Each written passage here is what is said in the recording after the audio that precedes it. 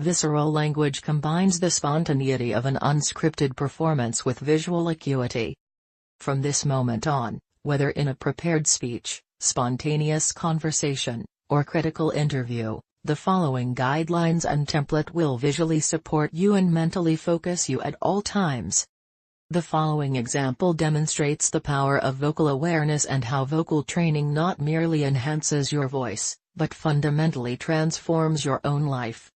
A client of mine was the president of a prominent real estate corporation referred to me by its founder/chairman. Initially, the president was exceedingly resistant to working with me as he already was a successful business leader, an excellent salesman, and he didn't feel he needed any help. For our first session, there was a video camera set up to record his PowerPoint rehearsal. When he finished his run-through, I said, "Traditionally, you've done a fine job speaking to the slide. When you review in a moment, you will see that it may appear natural, but you will also recognize that it is not polished and lacks originality." He was surprised that the recording of his presentation was not nearly as impressive as he thought it would be. He realized he needed help. We then returned to the rehearsal process, and where before he had extemporized from bulleted note cards, this time I asked him to read the opening paragraph. When he finished, we stopped and reviewed. His first response was, "Even though I am reading, I notice that my voice is stronger, my pitch lower, and I somehow appear more confident and knowledgeable." Next, I introduced him to the vocal awareness concept of stature.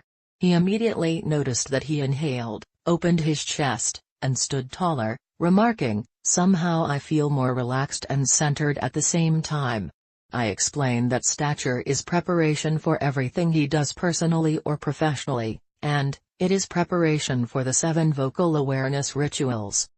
Following stature, we explored the third ritual and noticed how he breathed.